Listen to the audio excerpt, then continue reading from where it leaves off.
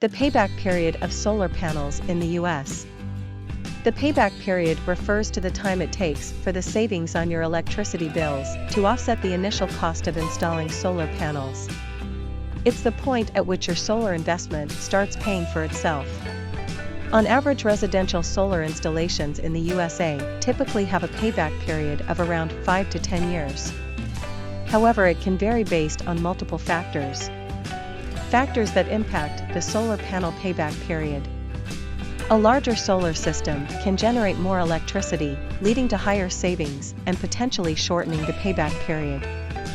The geographical location plays a significant role in determining the amount of sunlight the solar panels receive. Different types of solar panels have varying efficiency and cost. More efficient panels may generate more electricity and lead to faster payback periods. If electricity rates are high in your area, the potential savings from solar power can be greater, accelerating the payback period. Thanks for watching.